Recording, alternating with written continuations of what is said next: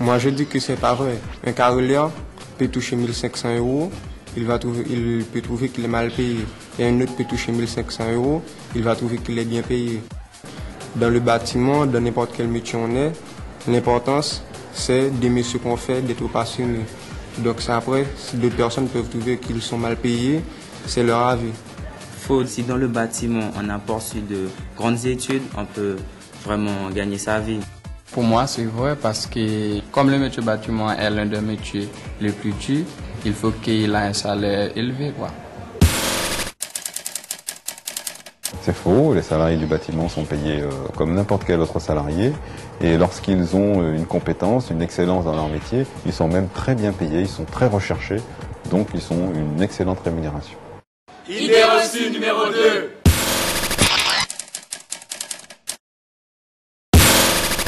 C'est faux. On aura du mal à trouver du travail si on n'a pas de diplôme, tout ça. Ce sera beaucoup plus dur. Je trouve que c'est faux parce que si on a un diplôme, c'est-à-dire qu'on a l'expérience de travailler. Et c'est faux aussi. Pour diriger une entreprise de travaux publics, par exemple, il faut un grand niveau scolaire.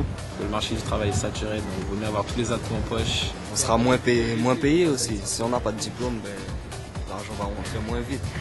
Pour travailler dans certaines entreprises, on est souvent sélectionné en fonction des diplômes qu'on a.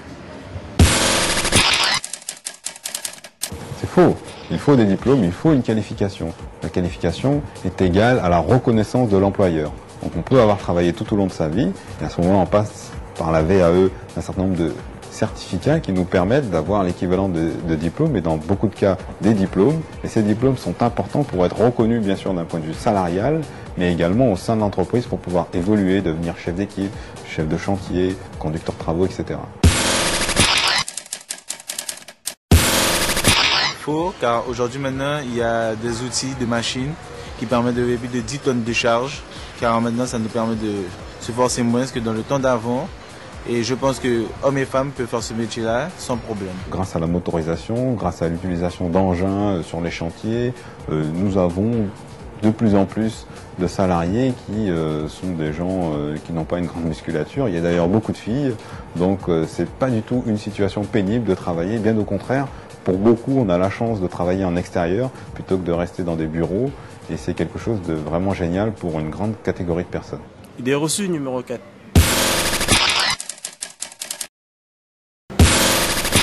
Faux.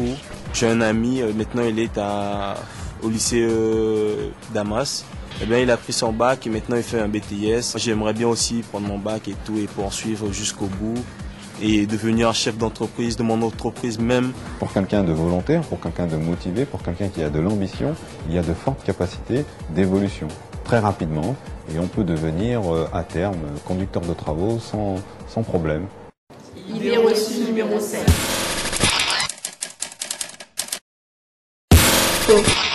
On n'a peut-être pas les mêmes capacités physiques, mais on a toute notre place. Il y a finition pour les filles qui ont beaucoup de finesse. Il y a des métiers que les filles peuvent faire parce que, par exemple, architecture, TBE, elles ont leur chance dans ce lycée-là. C'est faux, le bâtiment n'est pas du tout réservé exclusivement aux hommes. De plus en plus de filles travaillent dans le BTP. Et à Balata, chaque année, nous comptons de plus en plus de filles. À travers toutes les sections, que ce soit architecture, carrelage, maçonnerie, il y a des filles dans le BTP.